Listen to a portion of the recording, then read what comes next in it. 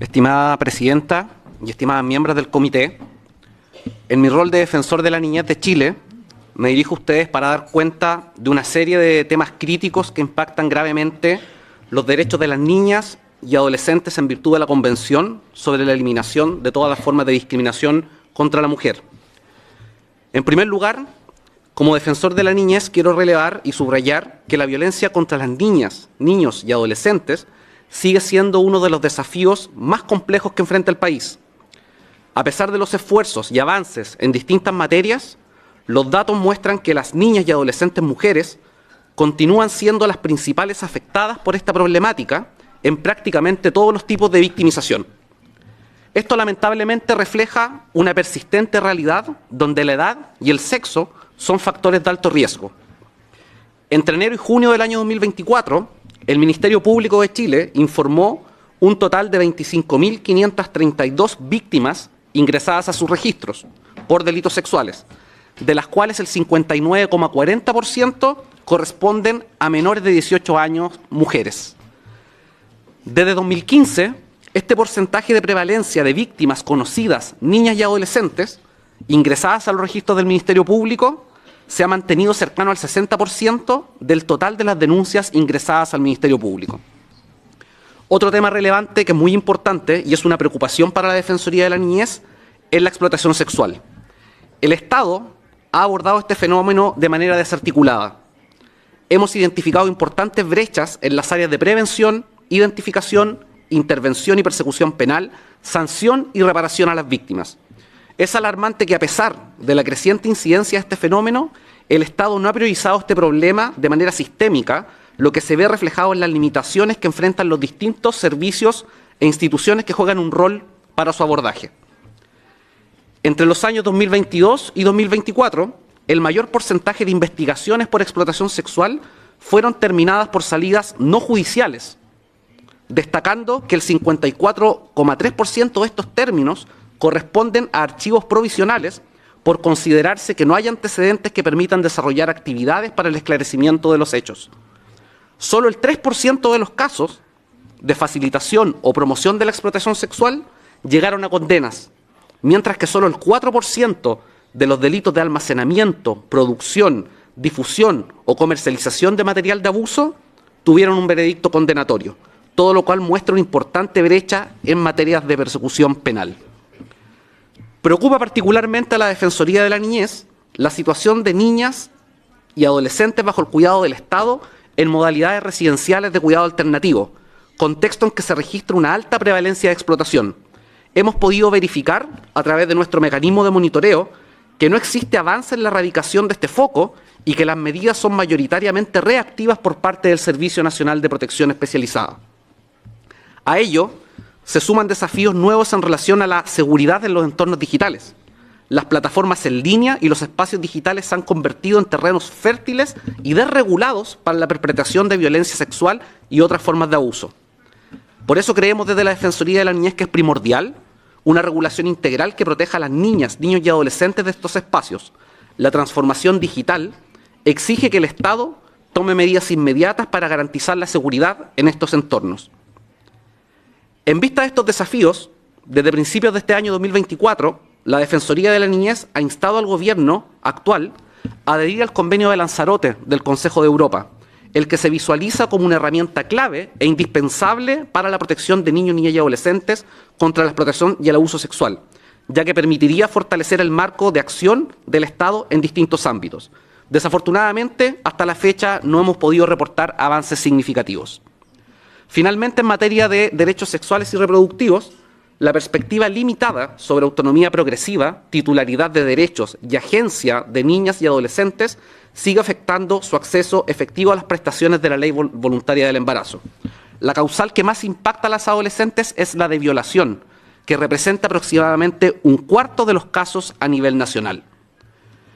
Finalmente, aunque reconocemos los avances en materia de educación sexual y afectiva integral, creemos que los esfuerzos no han sido proporcionales a la importancia que tiene esta materia para contribuir a la equidad de género y a la erradicación de la violencia. En conclusión, y para terminar, hacemos un llamado al comité para que en su análisis priorice el fortalecimiento legislativo y la coordinación intersectorial con un enfoque especial de aumento de recursos y capacitación adecuada para responder eficazmente a los desafíos planteados.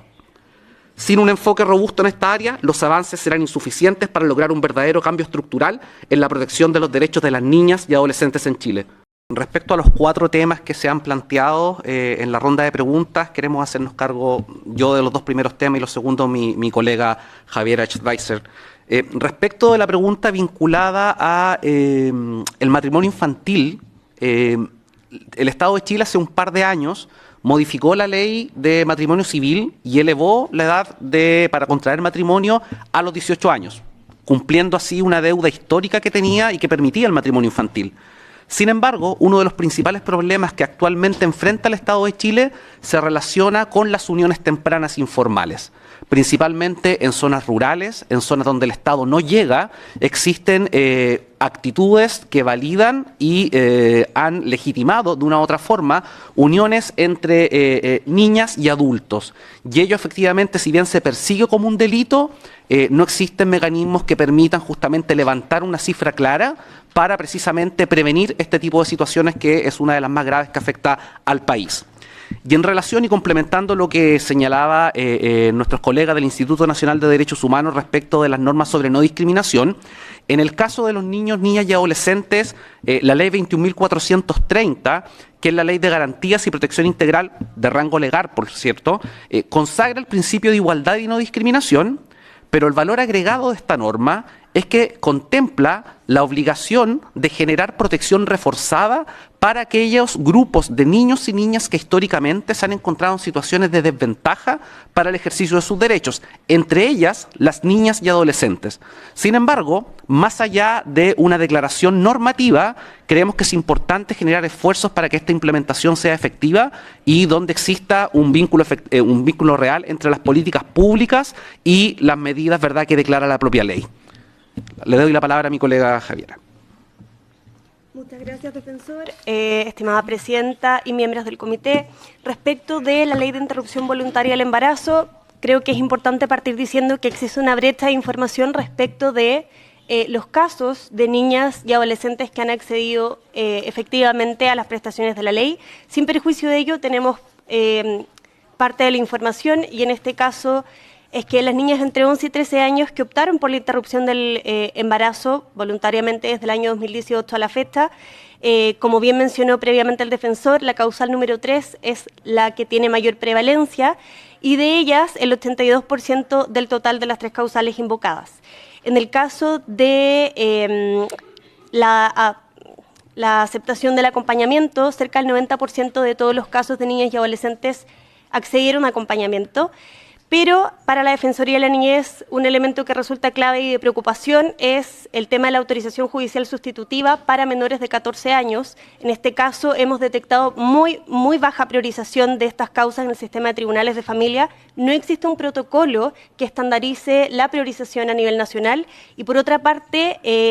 hay una baja asignación de curadores ad litem para las niñas a nivel nacional cuando ese debería ser el estándar. Y no existen tampoco, como bien mencionábamos, priorización de la resolución dentro del marco que establece la ley, que es de 48 horas. Adicionalmente, tenemos el dato de, en este caso, la Corporación Humanas, Miles y el Centro de Derechos Reproductivos, que informaron que hasta diciembre del 2023 solo se han tramitado 14 autorizaciones judiciales sustitutivas y de ellas solo 2 se acogieron y 12 fueron rechazadas, se desistieron o no dieron curso al trámite judicial. Respecto a la objeción de conciencia, a la Defensoría de la Niñez le preocupa particularmente que pese a que es una figura excepcional bajo los estándares internacionales, se ha transformado en el estándar a nivel nacional. No existe un protocolo que estandarice ni prevea la falta de equipos no objetores y la forma en que se distribuye la carga, por ende es muy común que no existan equipos disponibles para la atención. Y según informó también la sociedad civil, la regulación vigente no contempla capacitación de los directivos ni de los equipos de salud respecto de cómo se debe implementar la objeción de conciencia y los derechos que en sí la figura protege, las obligaciones de los equipos médicos y las limitaciones que su ejercicio impone a quienes la invocan. Por otra parte, en materia de barreras de salud, se ha detectado que hay una baja concurrencia a centros de salud en casos de violación, precisamente en materia de revictimización y victimización secundaria. Es el mayor temor de niñas y adolescentes que se ven dentro de esta causal de violación. Y respecto de educación sexual integral, podemos mencionar que si bien se visualizan ciertos avances, como bien mencionaba el Instituto Nacional de Derechos Humanos, aún existen muchas limitaciones en cuanto a su implementación efectiva a través de distintos proyectos de ley que han fallado en su tramitación legislativa. Y actualmente, si bien se ha visualizado una disminución en los embarazos adolescentes, actualmente sigue básicamente este avance en base a la utilización de anticonceptivos y no de educación integral en materia de afectividad y sexualidad. Creo que es relevante también mencionar al comité que respecto a la opinión de las propias niñas y adolescentes y niños también y adolescentes en materia de educación sexual integral, ellos también identifican una brecha importante en materia educativa y que les genera mucha curiosidad, y ellos lo relevan como algo que es necesario que sea implementado en sus entornos escolares. Muchas gracias.